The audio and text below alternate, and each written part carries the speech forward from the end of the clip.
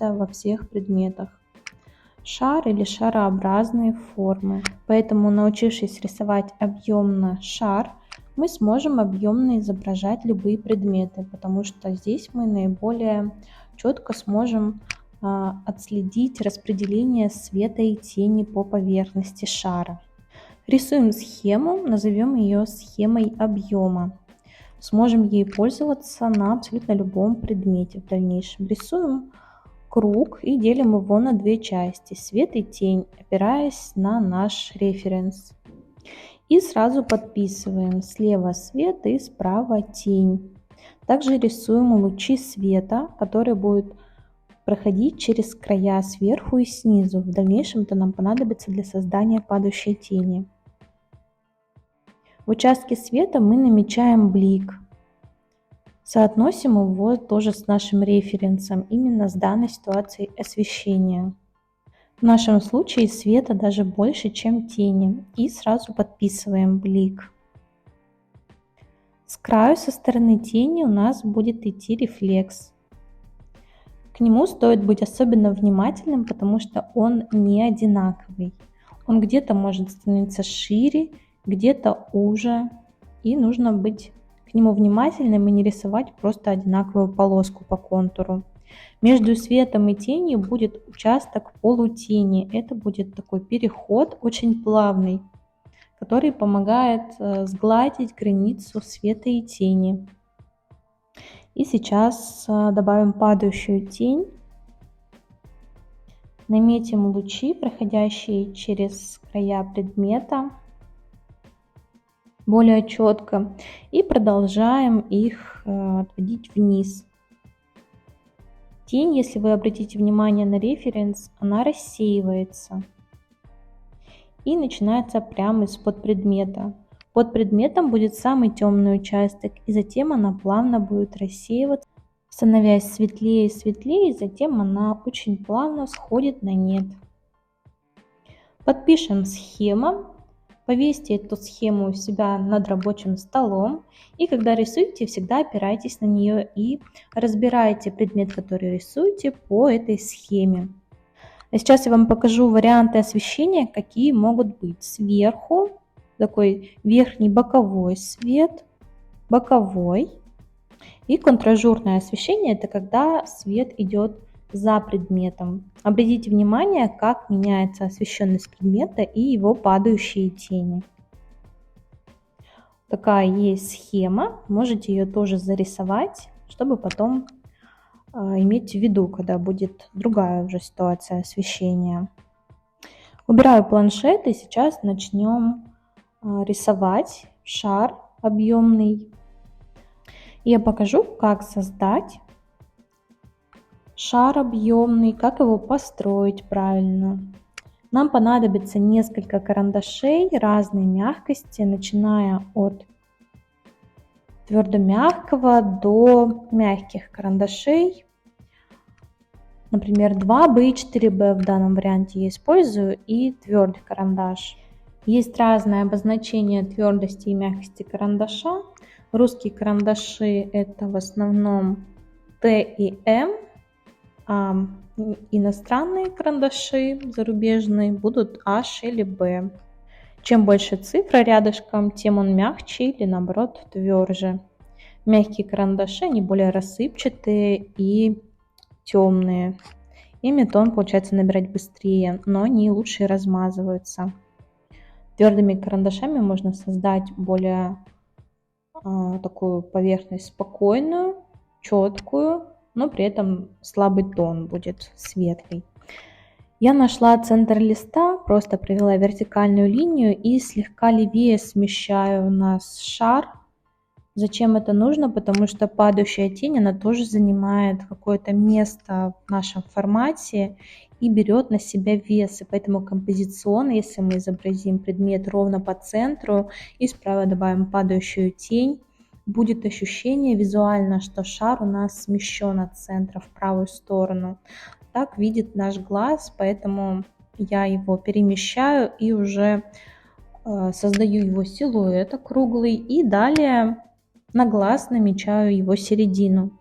Ставлю засечку сверху и затем снизу, такую же, ориентируясь на край листа. Все измерения можно проводить карандашиком. Проводим ровную вертикальную линию. Художники рисуют все от руки и тренируются рисовать ровные линии от руки самостоятельно, не используя подручных материалов. С опытом это получается лучше и лучше. Если вам нужно упражнение, как научиться рисовать ровные линии, как их тренировать, то пишите в комментариях, что вам это нужно, я сниму для вас мини-урок. Затем перпендикулярную линию добавляем горизонтальную. Тоже она идет по центру шара. Проводим ее ровненько, ориентируясь уже на нижний край листа. И посмотрите внимательно, как я провожу измерения. Я опираюсь на край карандаша, где у меня идет грифель. И пальчиком большим ноготком обозначаю место, где у меня эта линия заканчивается.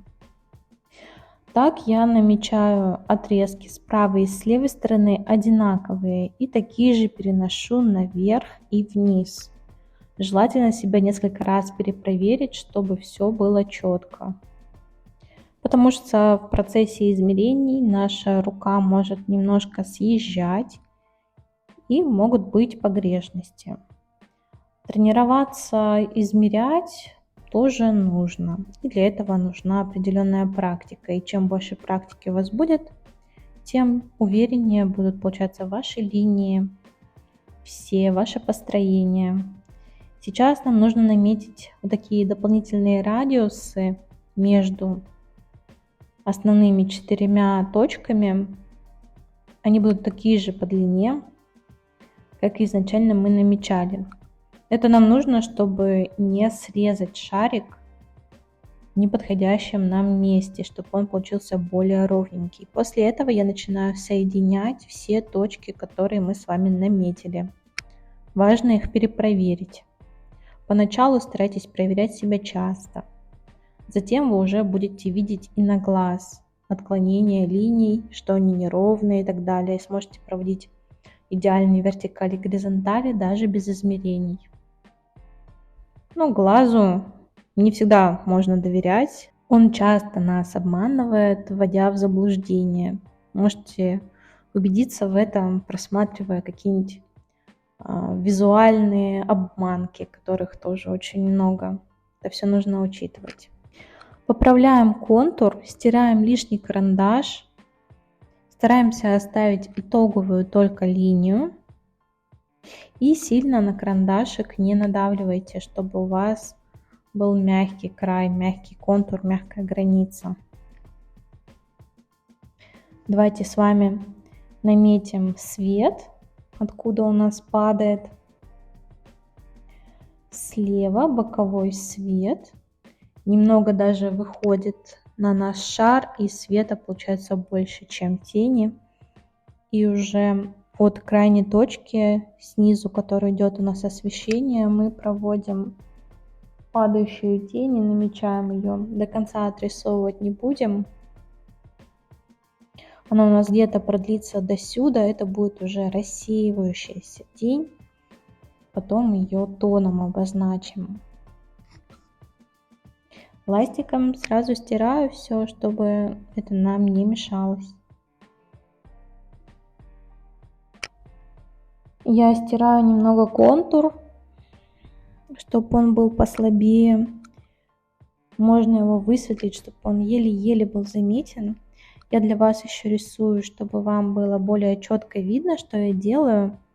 Поэтому чуть сильнее надавливаю на карандашик. И сейчас, чтобы завершить построение, нам нужно показать эллипс. Это конструктивная часть, она нам, в принципе, в дальнейшем не понадобится. Это просто нужно для того, чтобы показать, как конструктивно выстраивается шар. Мы рисуем эллипс. Что такое эллипс, я тоже, думаю, раскрою на следующих уроках. Важно знать, что это вот такой как овальчик. Это как сечение. Если мы на него посмотрим сверху, по сути, это будет круг. И он есть в каждом круглом предмете. При построении мы их используем. Передняя часть эллипса будет шире, чем дальняя. То есть у нас есть вот эта ровная линия горизонтальная, которая делит эллипс, и дальняя его часть будет уже.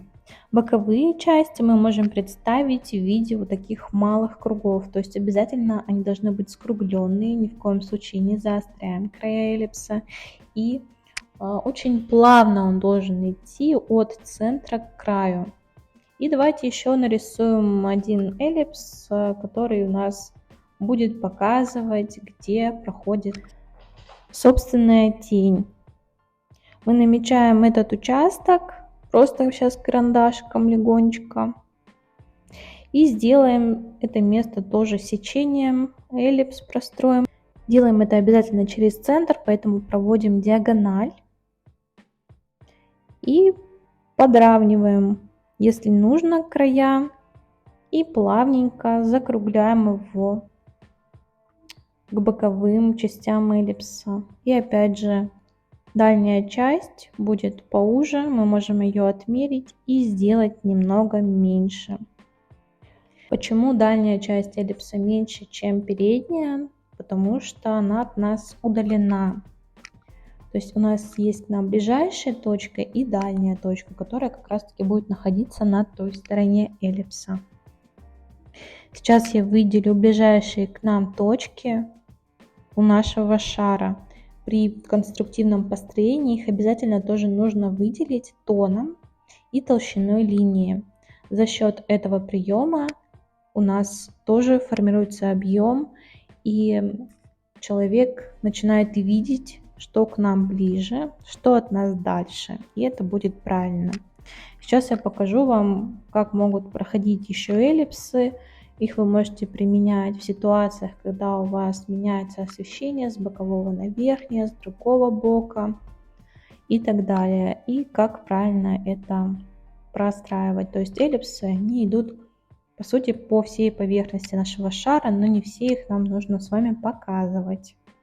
Показываем основные, которые нам нужны для нашей задачи конкретной. И сейчас можно стереть все эти элементы построения.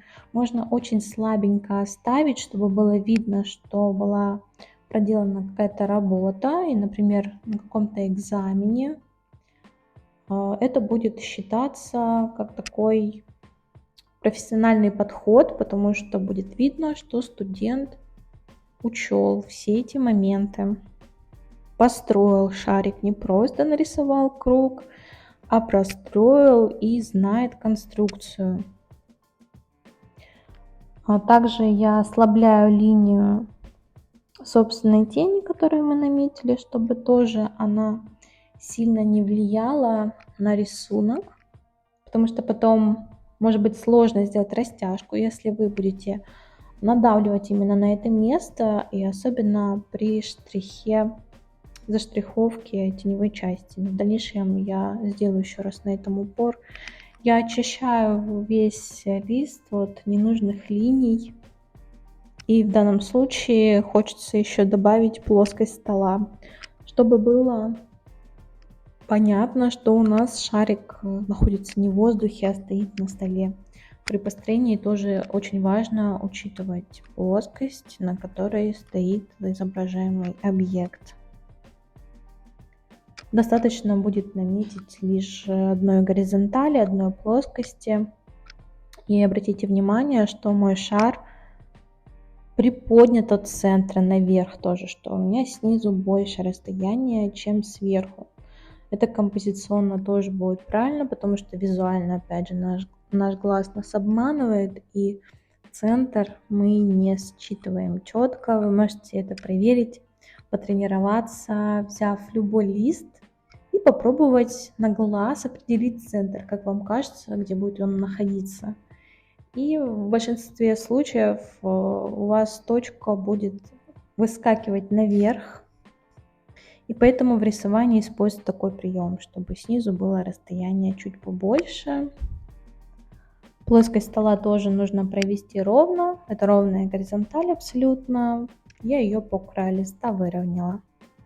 Давайте посмотрим еще раз на нашу схему. И начнем работу в тоне. Будем создавать объем у нашего шара. Я покажу, как это правильно делать, как штриховать. В тональном рисунке мы всегда начинаем с самого темного. Смотрим на наше изображение, на референс или на натуру и анализируем, прищурив глазки, где самое темное место. С него мы начнем. В данном случае у меня это падающая тень. Давайте посмотрим, как правильно штриховать. Вот такими аккуратными линиями. Между ними мы оставляем расстояние и ведем всегда штрих, допустим, сверху вниз, а не вниз и снизу наверх и наоборот. Затем мы немного изменяем направление штриха и проштриховываем точно так же. В промежутках у нас образуются ромбы вот такой вот формы, то есть у нас должны быть там отверстия. Это создает в работе воздух. Если вы левша, вам, скорее всего, будет удобнее штриховать в другую сторону, поэтому потренируйтесь, и этот вариант тоже будет верным. Третьим слоем опять изменяем направление штриха и проштриховываем сверху. С каждым наслоением штриха будет получаться тон более темный. Правее я показываю, как мы можем штриховать по форме вот такими округлыми движениями. В данном случае это у нас шар, он округлой формы, и поэтому штрихи мы можем наносить именно по ней. Здесь тоже будут образовываться такие ромбы. Важно, чтобы у вас не получалась клетка, не штрихуйте слишком поперек и старайтесь это делать очень аккуратно и не спеша. Когда мы идем от темного к светлому, у нас нет необходимости следить за тем, выходит у нас штрих за поверхность или нет. Поэтому я могу спокойно выйти за поверхность и потом ластиком каждый раз я просто стираю это. Все лишние выходы за контур. И так даже будет получаться аккуратнее, чем если бы вы старались проштриховать, не выходя за ваши контуры. Потому что штрих будет идти равномерно. И у вас не будет светлых таких полосок по краю из-за того, что вы не довели штрих до самого края. Сейчас можно взять карандаш помягче. Я использую карандашик мягкости 4B. Посмотрите, какое отличие от твердого карандаша и сразу какой он дает тон с первого штриха, с первого слоя. Но он будет больше размазываться, поэтому не затирайте рукой ваш рисунок.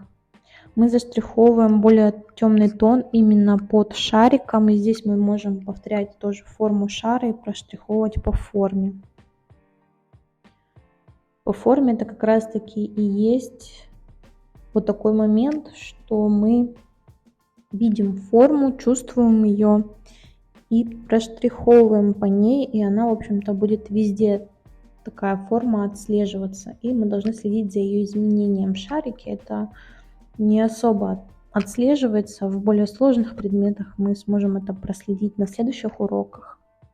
Мы, например, сделали более темный тон под шариком, и далее уже от него делаем растяжечку правее. Здесь я использую, видите, карандашик 2B, меняю. Он будет чуть потверже, чем 4B, конечно. И сможем им спокойно штриховать. Это, кстати, такой средний вариант, который особо и не будет у вас размазываться. Ни в коем случае ребром руки не прикасайтесь к поверхности уже заштрихованной. Когда вы работаете на столе, можно под руку что-то подкладывать. Когда мы работаем на весу, что, конечно, будет более правильно при рисовании, нужно учиться штриховать, приподнимая руку от поверхности листа, опираясь на наш мизинчик. И вообще не прикасаться к поверхности, кроме как мизинцем, ноготком мизинчика. Как правильно штриховать, тоже сможем с вами рассмотреть в дальнейших уроках, мини-уроках с объяснениями, если вам это будет интересно. Поэтому пишите в комментариях, если нужен вам такой урок. И опять беру карандаш 4B и еще раз затемняю под шариком пространства. Это будет самое темное место. Далее свет рассеивается, как я и говорила. И рассеивание это делаем путем плавной растяжки. Мы просто используем либо карандаши потверже, либо уменьшаем нажим карандашек и делаем более такие легкие штришочки. И начинаем делать их все легче, легче и легче. И уходим так к краю. И посмотрите тоже, как получаются штрихи. Они у меня в основном по одному направлению идут сейчас в правую сторону. И форма падающей тени тоже ровная. Ее можно так аккуратненько, только без контура проштриховать по краю. Введение тонального рисунка от темного к светлому. Если у вас присутствует в работе несколько предметов, стоит взять все темные участки максимально, насколько они темные, и затем постепенно двигаться к светлым. Сейчас у нас идет собственная тень на очереди, ее я тоже начинаю набирать. Первым слоем можно набрать тоже диагональными штришочками, кое-где их направление изменив. Например, здесь сверху можно изменить. Я проштриховываю четко по вот этой линии. Важно эту линию не затемнять, не создавать контур четкий и темный, потому что потом от него будет безумно сложно избавиться. Безумно будет сложно сделать плавный тональный переход, создать полутень. Поэтому я сразу делаю на этом упор, потому что это частая ошибка. И я сама, когда училась там в художественной школе, с этой проблемой часто сталкивалась, но не всегда преподаватели предупреждали об этом, поэтому это собственным опытом уже я говорю. Вот так вот мы проштриховали собственную тень первым слоем и берем карандаш 2B, начинаем создавать второй слой. Не забываем про то, что у нас рефлексик есть. Поэтому самый край можно пока оставить и не доштриховывать до конца до него. Вот так вот обращаем внимание, что рефлекс у нас есть и тень занимает определенную свою часть в нашем рисунке. Здесь тоже стараемся штриховать уже так по форме кругленько. По вот этому как раз эллипсу можно работать. И еще есть такой момент, что как раз на вот этом переломе, где у нас проходит вот эта линия тени, ее начало, это будет самое темное место на переломе света и тени. Это стоит запомнить и вот прям строго это правило применять везде, потому что если этот момент не будет соблюден, то предмет будет площе гораздо. И сейчас мы проштриховываем свет тверденьким карандашиком HB или H, легонечко очень левую часть. Я спокойно выхожу за края и потом убираю ластиком. Старайтесь при этом не нарушать форму шара, не подрезать его. Желательно на свой рисунок периодически смотреть со стороны. И еще есть классный прием, это посмотреть в зеркало на свой рисунок, развернуть к зеркалу и посмотреть. Там все видны погрешности сразу. Перевернутое изображение, либо на фотографии тоже можно это увидеть. Мы прошлись по свету тоже обычным штришочком, диагональным. Я здесь не применяю ситуацию штриховки по форме. И сейчас я начинаю затемнять края. Краюшек нужно сделать более темным. Таким образом у нас идет удаление от самого яркого, да, блик. Он у нас ближе к центру расположен, никак не у самого края предмета. Поэтому нам нужно от блика сделать растяжку от самого светлого тоже к затемнению. Край мы затемняем. И таким образом у нас происходит также удаление от нас боков шара. И будет тоже ощущение, что он от нас ускользает и становится как бы таким более расплывчатым. Таким образом мы можем передать пространственность нашего изображаемого. Главное сильно сейчас не затемнять. Помним, что это свет по левой стороне. Здесь я проштриховываю так по форме, по круглой форме. И края, они должны быть по тону такими же, как и наш тон у края. То есть можно стереть лишнее и прям очень легко карандашиком там проштриховать. Потом еще мы поработаем с границами шара. Это сейчас первый этап. Тут на самом деле еще не все понятно. И судить по работе можно будет только в самом конце. Поэтому продолжаем. Ну, вот мы с вами обозначили основные моменты. Падающую тень, которая самая темная является. Собственная тень, которая средняя. И свет, которая самая светлая.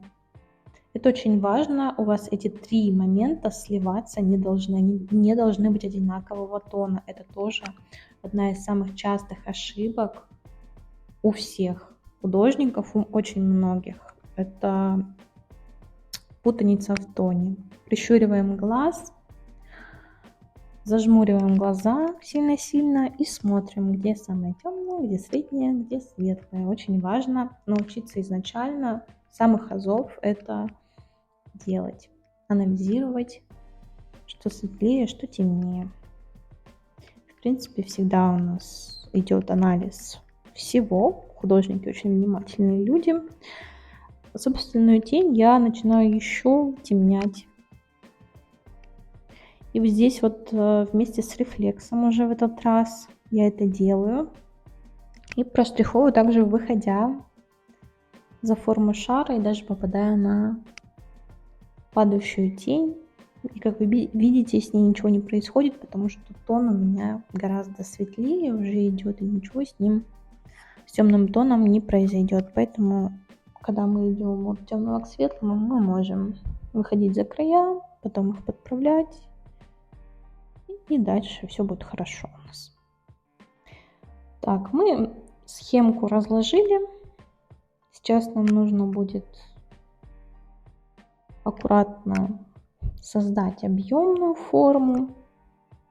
И здесь потребуется время, терпение и усидчивость, и аккуратность тоже. Потому что карандашом работать это для терпеливых людей. Нужно последовательно, штрих за штрихом создавать объем, затемнять. Потому что как раз чем больше штрихов, слоев, тем темнее у нас получается тон. Сейчас я делаю растяжку между тенью и светом сразу. Этот как раз таки полутень нужно намечать уже сейчас, чтобы не делать этого в самом конце. Также я работаю и с границами шара. Штрихую вот по форме, поворачивая штрихи в другую сторону. В данном случае нет ощущения, что у меня идет решеточка, потому что предыдущие слои штрихов уже нанесены довольно плотно.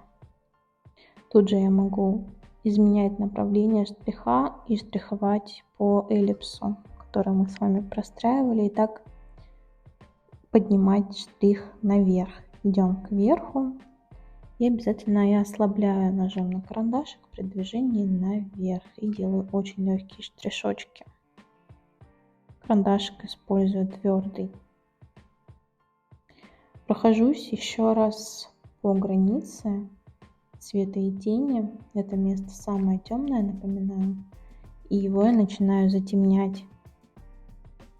Оставляю у края рефлекс. Не забываю о нем и о его форме. Какую форму он имеет, такую мы должны оставить. наблюдаем это по референсу, по натуре. Все это очень хорошо видно, если быть внимательным. И сейчас сделаем контраст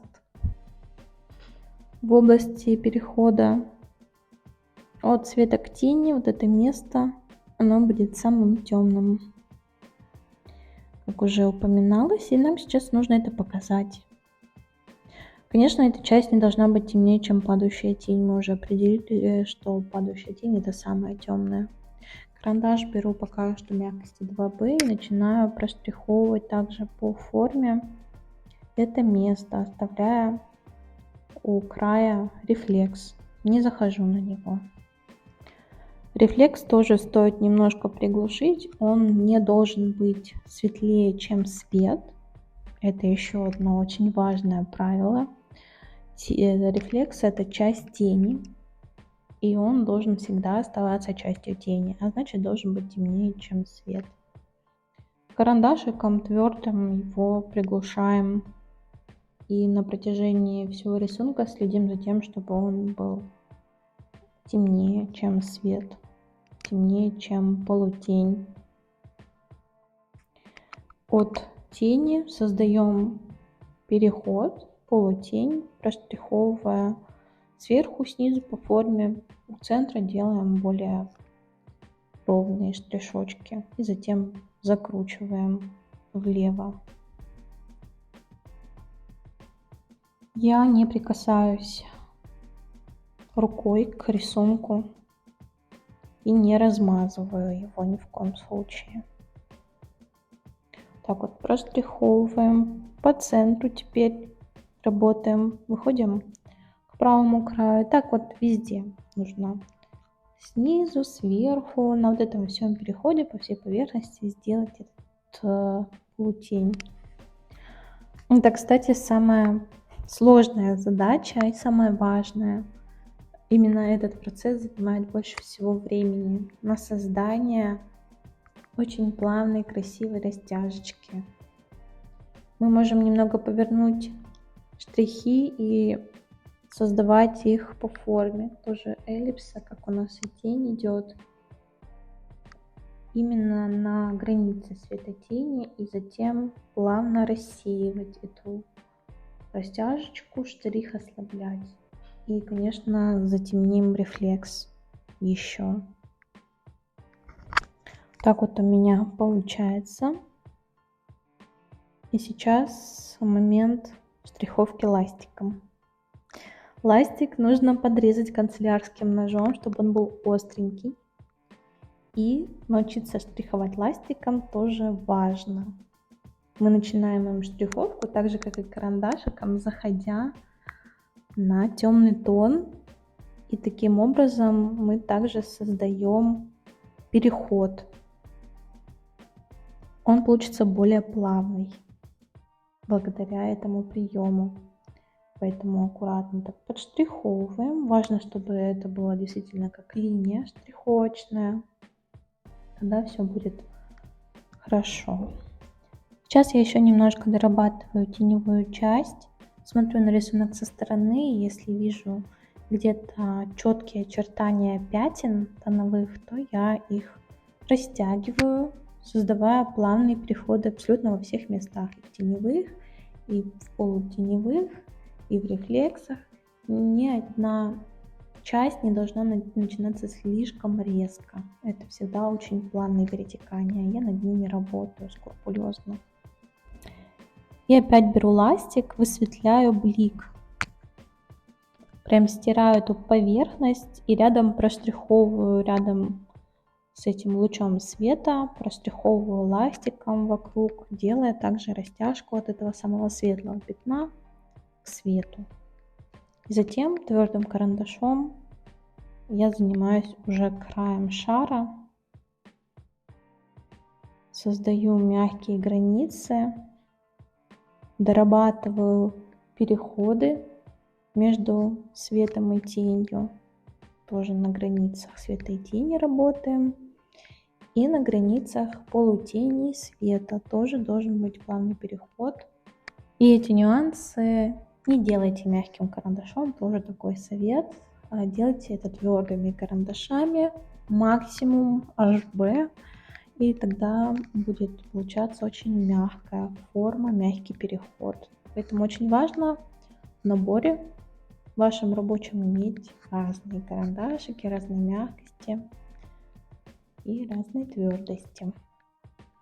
Опять берем терочку и немного редактируем штрихи. Бывает такое, что у вас один штрих может вывалиться. Каким образом? Взяли, не проконтролировали нажим, и он получился чуть темнее, чем другие. Тоже можно ластиком пройтись, поэтому штришочку очень аккуратненько, именно штришочком, и потом твердым карандашиком сверху доделать этот штрих. И вот тут ластиком я делаю плавный переход от блика к свету, и можно от света к полутени таким же образом дорабатывать. Поэтому вот такой момент. Учитывайте, используйте ластик не только для стирания, но и для работы. Это очень важный инструмент для художника. Очищайте листочек тоже от карандаша. Все-таки кое-где грифель может размазываться. И внимательнее, граница шара, она должна быть мягкой. И давайте посмотрим, где может встретиться нам форма шара. Например, в таких обыденных предметах, как какие-то крынки, кувшинчики, вазочки. Посмотрим, вот здесь видим четкую круглую форму. Во втором варианте также помидорчик, различные фрукты, овощи могут быть округлой формы. Также голова человека тоже имеет шар, и по этому шару и происходит штриховка. В элементах носа можно встретить глаза, подбородка. Везде этот шарик присутствует, и там работают все те же принципы. Также кладется штриховка.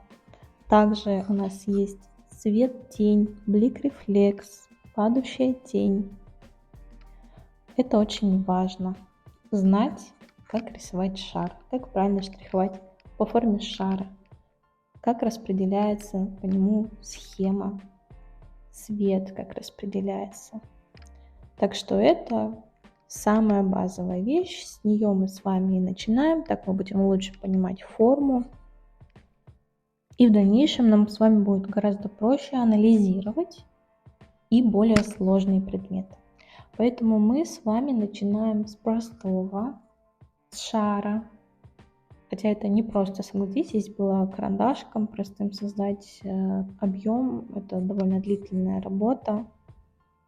Не удивляйтесь, если у вас по времени получится дольше, чем у меня, это нормально, потому что я уже не первый раз рисую шарик в своей жизни. Я немного еще дорабатываю моменты, затемняю рефлекс. В самом конце работы мы начинаем опять сравнивать и анализировать и завершать работу. Контуры также подправляем. В завершении я еще раз хочу поработать с границами. Сверху, внизу, то, что границы четкие, это нормально, потому что темная тень под предметом, она дает ему ощущение устойчивости, она его приземляет, и мы видим, что предмет устойчив, он стоит на поверхности. А вот сверху, со стороны света, не нужно контуров никаких, и не нужно там подчеркивать эти места. Они должны быть, наоборот, полупрозрачными, сглаженными, поэтому я ластиком, если у меня темный карандашик там остается, а он может остаться в процессе работы, я стираю и немного редактирую твердым карандашом форму. Плавная она должна получиться. Подписываем нашу работу, наш первый шар, наше первое знакомство с объемом. Фон мы рассматривать в данном случае не будем и смотрим на результат. Вот такой шар у нас с вами получился. Вы большие молодцы.